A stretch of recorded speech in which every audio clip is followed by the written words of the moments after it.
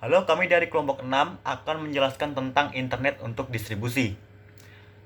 Di sini anggota kelompok ada satu, Rizky Pranakusuma dengan NIM 072, ada Syarif Hidayatullah dengan NIM 080, ada Widya Afifah dengan NIM 096, ada Ahmad Sofian dengan NIM 097, ada Vindi Eka Pratiwi dengan NIM 100, ada Megas Retianingsih dengan NIM 105,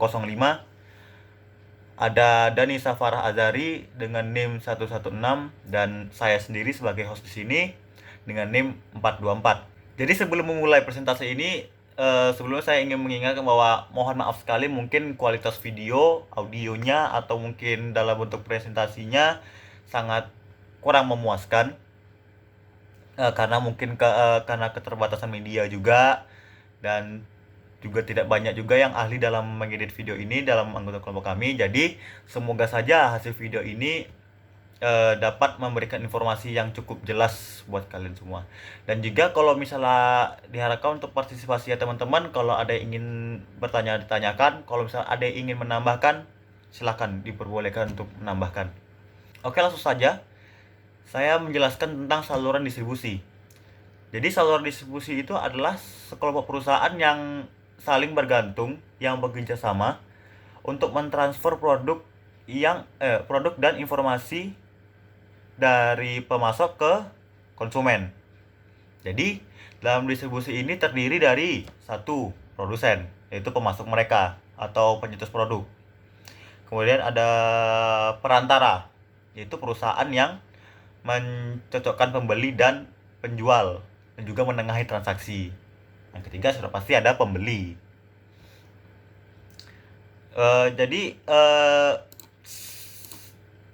Nah, dalam tinjauan saluran distribusi pasar ini kita bisa lihat skemanya ya, juga hampir mirip kayak gambaran tadi saluran distribusinya bagaimana. Dan ini dari gambar ini kita bisa menyimpulkan bahwa produsen itu tidak berinteraksi langsung kepada konsumen dalam menyampaikan produknya. Jadi misalnya struktur saluran distribusi dapat membuat atau menghambat peluang pemasar internet. Jadi membuat peluang iya, menghambat peluang juga iya. Jadi jika bertransaksi otomatis, konsumen bisa menghemat uang.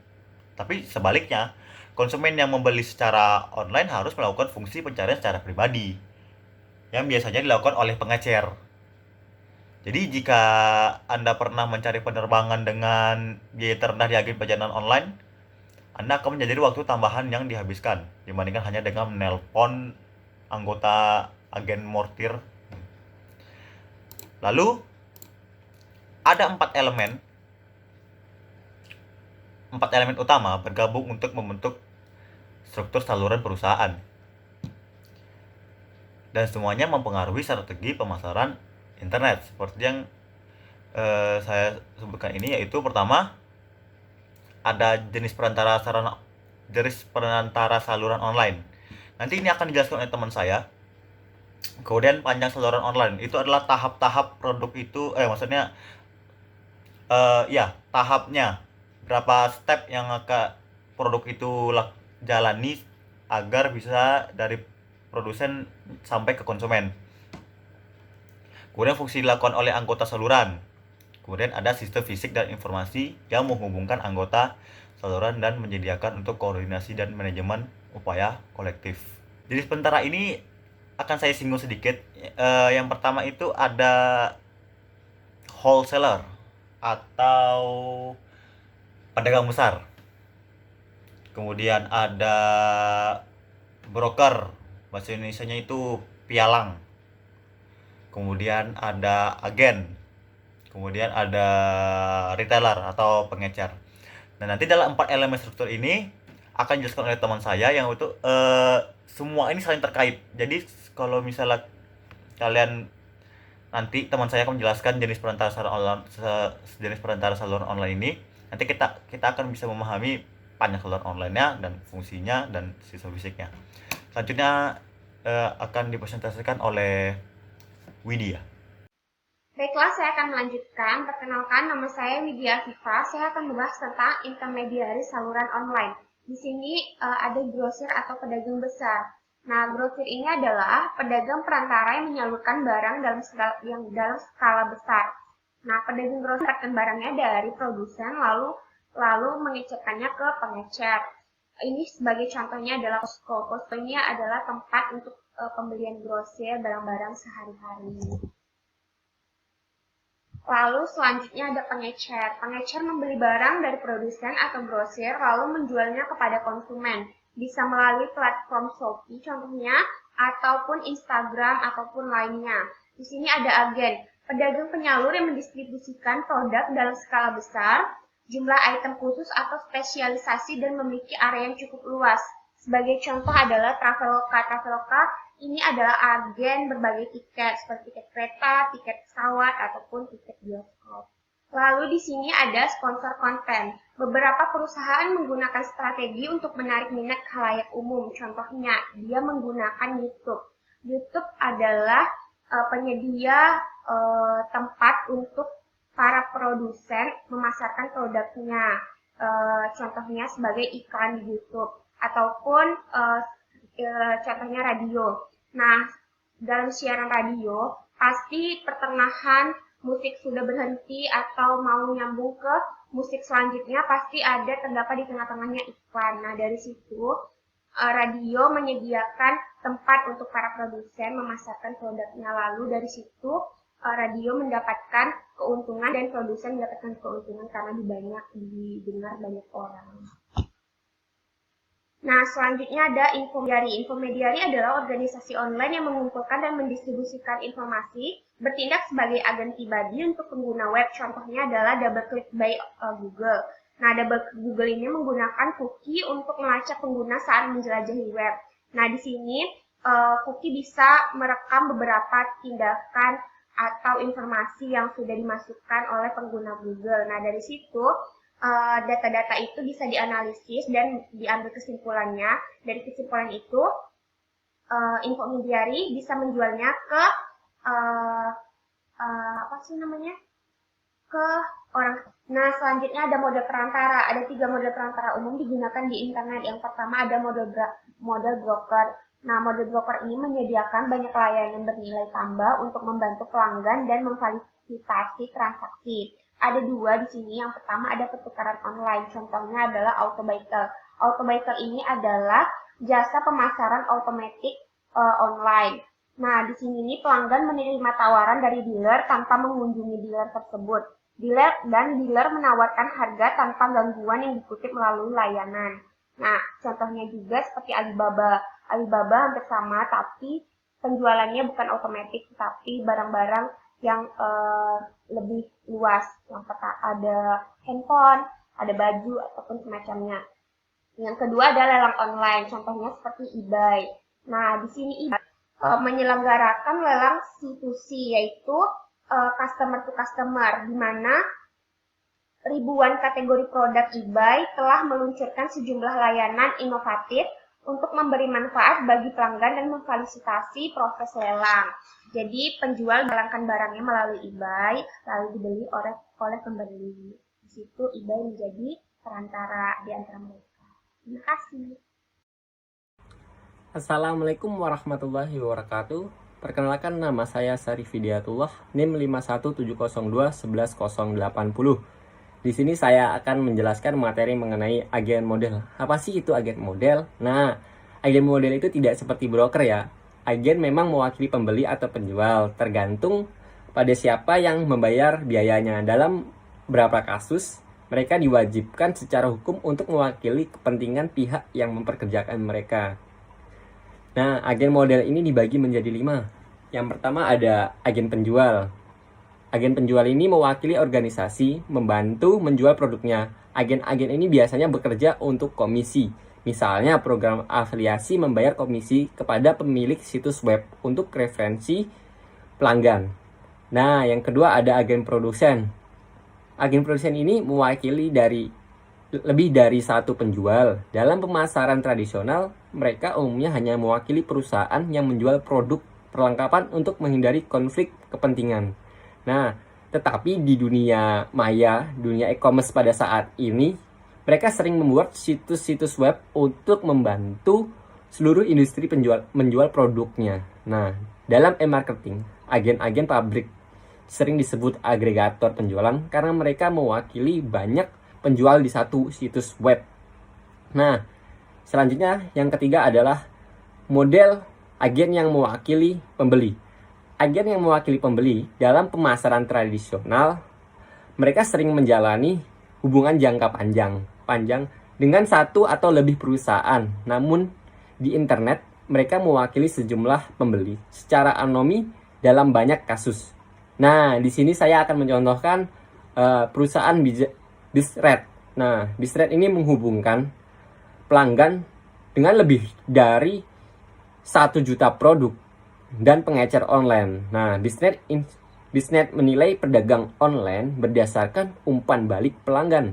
Biznet memposting kartu kelaporan pengalaman konsumen masa lalu dengan pedagang. Nah, di sini menunjukkan kebijakan bisnis yang dinyatakan oleh pedagang. Nah, yang keempat ada pelanggan terbalik. Nah, apa sih itu pelanggan terbalik? Dalam pelanggan terbalik, pembeli menentukan harga penawaran penjualan untuk bisnis pembeli. Nah, biasanya ini pelanggan terbalik nih pasti saudara-saudari pasti sudah tidak asing lagi. Pelanggan terbalik ini yaitu adalah kayak seperti penjualan lelang. Jadi pembeli bisa menyebutkan harga terlebih dahulu. Nah, itulah yang disebut namanya pelanggan terbalik. Yang selanjutnya koperasi pembeli. Nah, apa sih itu koperasi pembeli?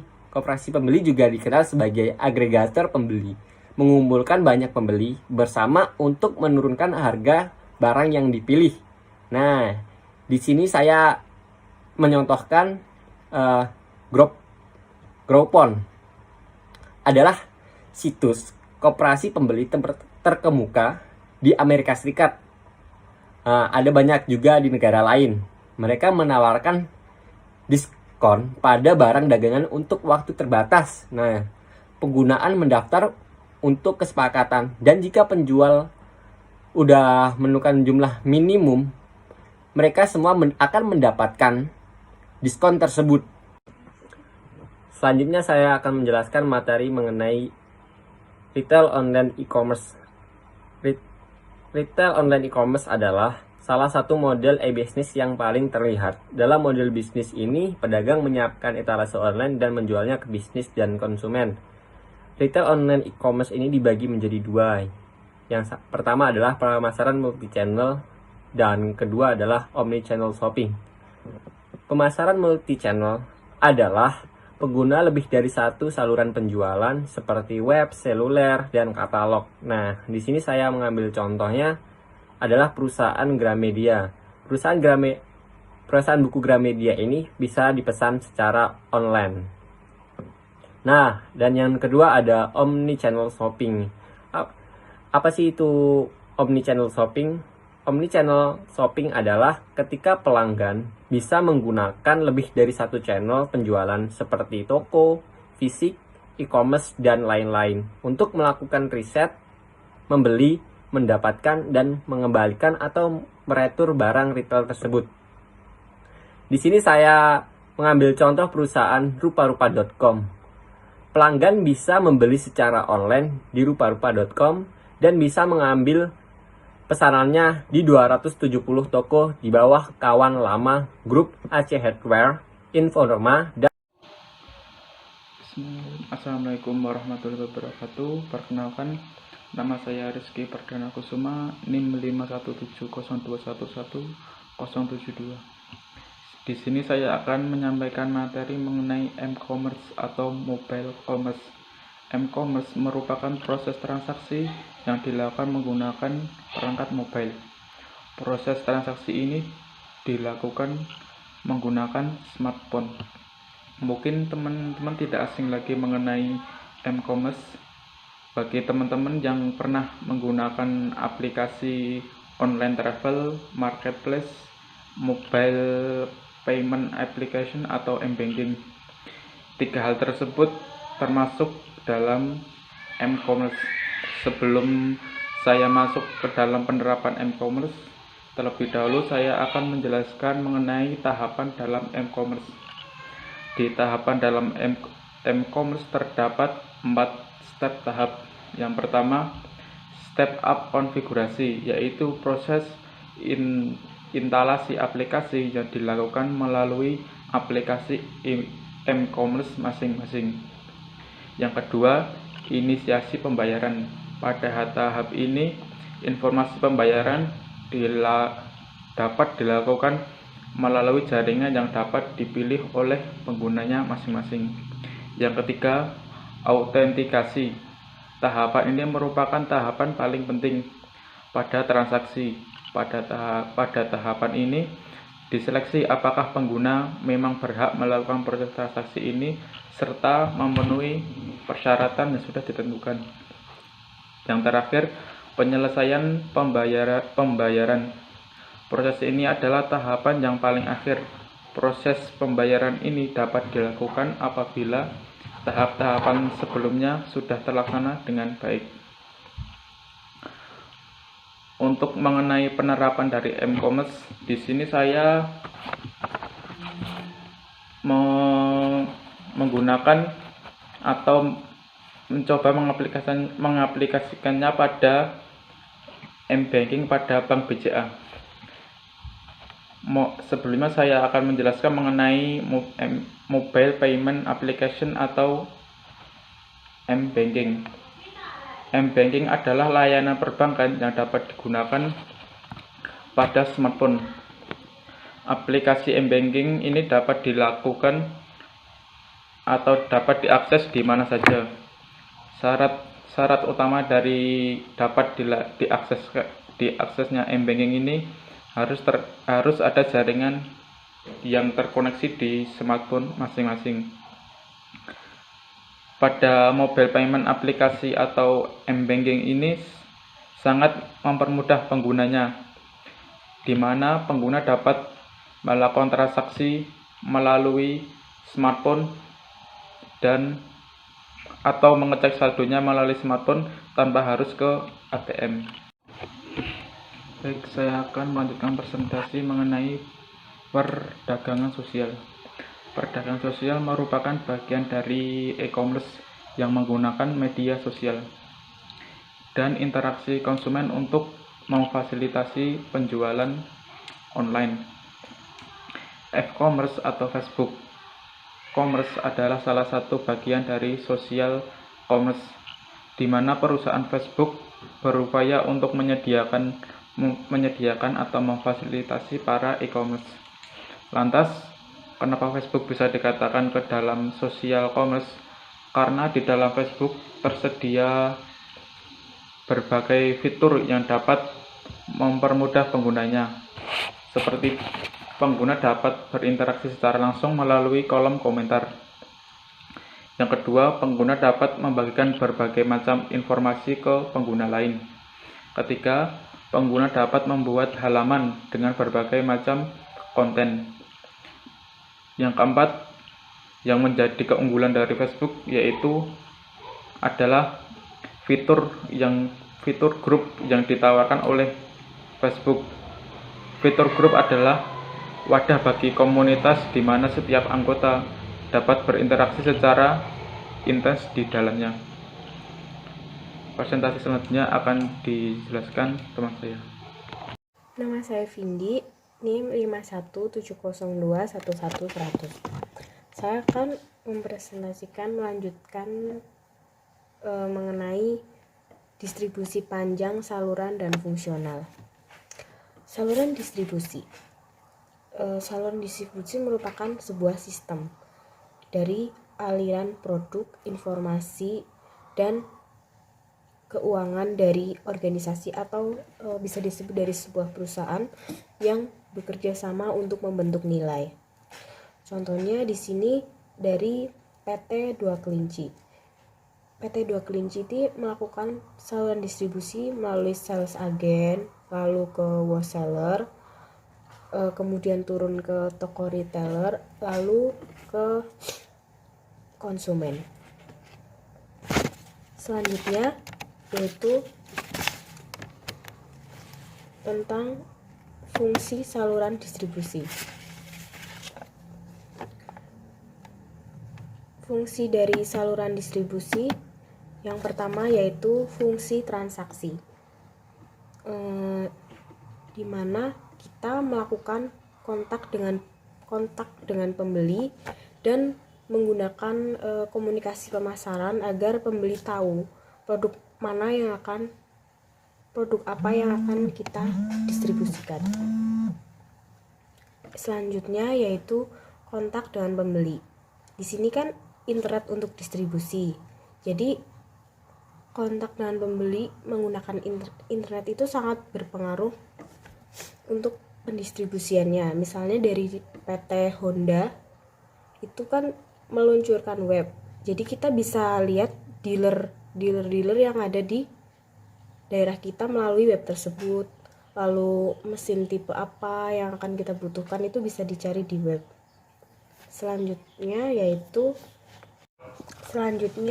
komunikasi pemasaran.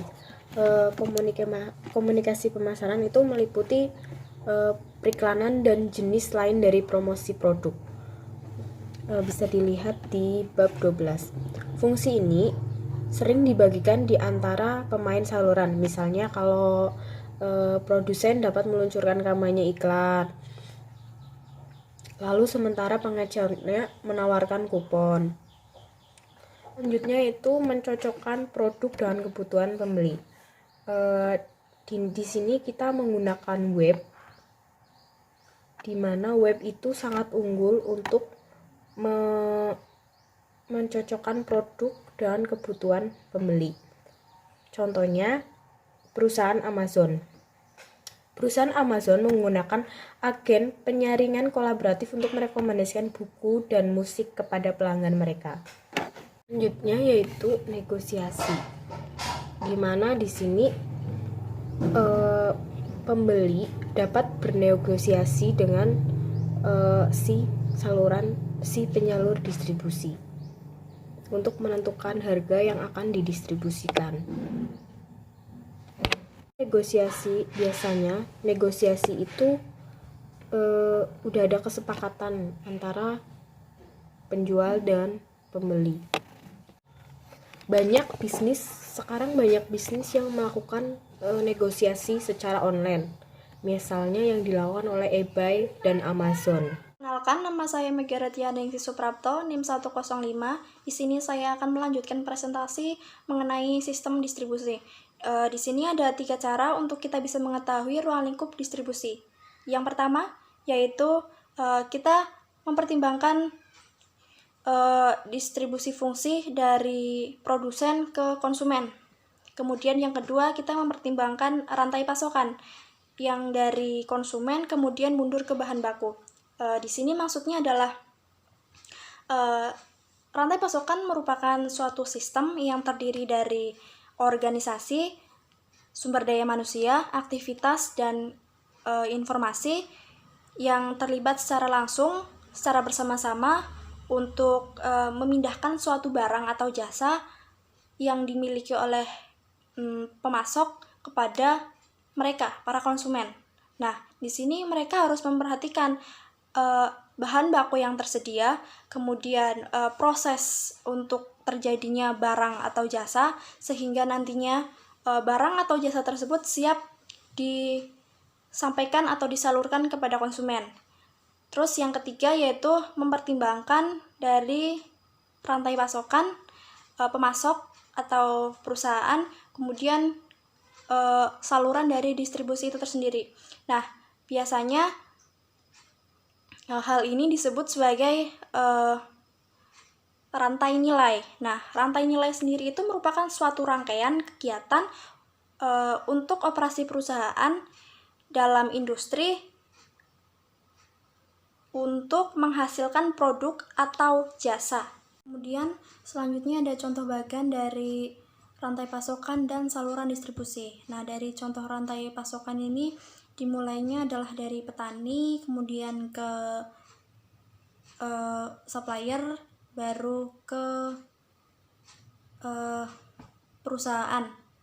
Kemudian untuk yang saluran distribusi itu dimulai dari perusahaan, kemudian ke agen, ke pengecer yang skala besar, kemudian baru ke reseller, dan terakhir sampai kepada customer. Assalamualaikum warahmatullahi wabarakatuh. Di sini saya Dani Safara Azhari akan melanjutkan presentasi dari teman saya, dan saya akan menjelaskan tentang manajemen dan daya saluran. Suatu kegiatan saluran distribusi tidak dapat berjalan dengan lancar tanpa adanya seseorang yang dapat mengkomunikasi, mengkoordinasi, dan mengontrol, yaitu seperti ketua atau manajer. Seorang manajer harus dapat menentukan keputusan supaya kegiatan dapat berjalan dengan lancar. Dalam kegiatan saluran distribusi, ada beberapa keputusan, yaitu memilih anggota saluran. Yang kedua yaitu melatih dan memotivasi anggota saluran, dan yang ketiga yaitu mengevaluasi anggota saluran, dan yang keempat yaitu memodifikasi rancangan dan pengaturan saluran. Salah satu tugas manajer yaitu dapat menyeimbangkan perbedaan-perbedaan pendapat supaya tidak terjadi suatu konflik. Ada beberapa konflik saluran yang dialami oleh saluran distribusi. Yang pertama yaitu konflik saluran vertikal, yaitu konflik antara tingkat yang berbeda dalam saluran yang sama. Yang kedua ada konflik saluran horizontal, yaitu konflik antara anggota pada tingkat yang sama di dalam saluran. Yang ketiga yaitu konflik multi saluran, yaitu konflik ini terjadi ketika produsen menentukan 2 atau lebih saluran yang menjual ke pasar yang sama. Contohnya seperti perusahaan Apple. Apple Inc. merupakan perusahaan yang bergerak di bidang teknologi komputer dan didirikan oleh seseorang yang bernama Steve Jobs. Dari sebuah perusahaan kecil, perusahaan Apple bermetamorfosa menjadi perusahaan elektronik terbesar yang dapat mempekerjakan hampir kurang lebih 50.000 pekerja. Namun, pada tahun 1997, Steve Jobs didepak dari perusahaan tersebut, dan akhirnya dia kembali lagi ke perusahaan pada tahun 1985. Setelah dia masuk lagi ke perusahaan tersebut, dia meluncurkan suatu produk yang bernama iPod, iPhone, dan iPad. Kemudian barang-barang tersebut membuat para pelanggan mau mengantri untuk membelinya. Dan hal inilah yang kemudian membuat harga saham Apple naik menjadi 100 kali lipat lebih banyak selama 10 tahun terakhir. Setelah mengalami peningkatan tersebut, sayangnya Steve Jobs dia memutuskan untuk mengambil cuti untuk menjalani pengobatan kanker yang telah ia derita sejak tahun 2004. Dan dari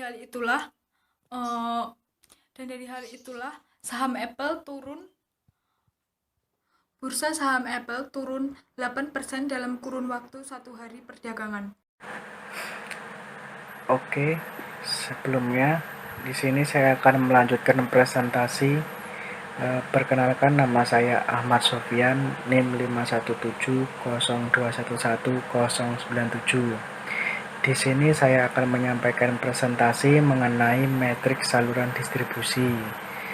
Dalam metrik saluran distribusi yaitu dibagi menjadi 2, yaitu ada pasar B2B dan pasar B2C. Pasti teman-teman tanya, apa sih itu B2B dan B2C? B2B merupakan sebuah transaksi yang dilakukan secara elektronik maupun fisik dan terjadi antara entitas bisnis satu ke bisnis lainnya. B2B juga merupakan sebuah produk atau jasa yang diberikan oleh satu bisnis ke bisnis lainnya. Strategi marketing bisnis to bisnis adalah bagaimana caranya perusahaan dapat membuat calon pelanggan percaya terhadap kualitas sebuah perusahaan tersebut. Sebagai contoh nih, perusahaan bis. Perusahaan bis adalah sebuah perusahaan e-commerce yang berada di Indonesia. Perusahaan tersebut menyediakan sebuah layanan platform di mana digunakan untuk pengadaan barang dan jasa. Untuk saat ini perusahaan BIS sudah menggait atau mengajak 3.000 vendors atau perusahaan-perusahaan barang dan jasa yang telah bergabung untuk menjadi mitranya. Selain itu, perusahaan BIS juga sudah menyediakan 90.000 produk atau SKU. Nah, jadi pada dasarnya bisnis to bisnis dalam perusahaan e-commerce yaitu di mana kita mempunyai bisnis, kemudian bisnis yang kita punyai itu menyediakan layanan yang dapat digunakan perusahaan lain. Dan yang selanjutnya yaitu adalah B2C. Apa itu B2C? B2C sendiri yaitu adalah business to customer. Bisa diangan-angan, business to customer sendiri adalah merupakan bisnis yang melakukan pelayanan atau penjualan barang jasa kepada konsumen, perorangan atau grup secara langsung. Bisa dikatakan business to customer ini adalah kebalikan dari business to business. Kalau business to business yaitu sebuah bisnis yang melayani perusahaan lain atau bisnis lainnya. Kalau business to customer yaitu adalah sebuah usaha atau bisnis yang melayani langsung ke customer. Dalam sebuah contoh perusahaan e-commerce yaitu merupakan marketplace yang terkenal di Indonesia yaitu Tokopedia. Nah, Tokopedia sendiri adalah sebuah marketplace atau aplikator yang menyediakan layanan transaksi jual dan beli, sehingga di mana seorang konsumen dapat langsung membeli barang atau produk atau jasa yang disukainya kepada produsen yang terkait melalui perantara aplikator Tokopedia. Oke teman-teman, di sini saya akan menjelaskan kasus dari perusahaan This Channel. Dalam materi yang kami sampaikan yaitu mengenai internet untuk distribusi, perusahaan This Channel ini adalah sebuah perusahaan di mana mereka menjual produk atau barang berupa B2C. Dalam melakukan proses distribusi, perusahaan ini menggunakan platform e-commerce atau aplikasi yang digunakan untuk menjual barangnya atau mendistribusikan barangnya kepada konsumen.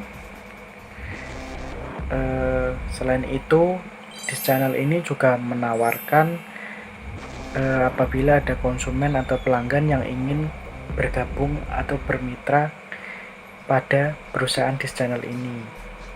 Pada intinya perusahaan ini telah menerapkan internet untuk pendistribusian barangnya ke konsumen maupun ke agen-agen yang bermitra kepada This Channel ini. Selain itu, This Channel juga memfasilitasi agen-agennya dalam menjual produk melalui platform e-commerce yang disediakan oleh This Channel ini. Selain itu, agen-agen dari This Channel ini tidak perlu menyetok barang atau produk. Jadi produk tersebut sudah disediakan oleh perusahaan This Channel ini. Mungkin sekian yang presentasi yang dapat kami sampaikan. Apabila ada kurang dan salahnya mohon dimaafkan. Wabillahi taufik wal hidayah. Wassalamualaikum warahmatullahi wabarakatuh.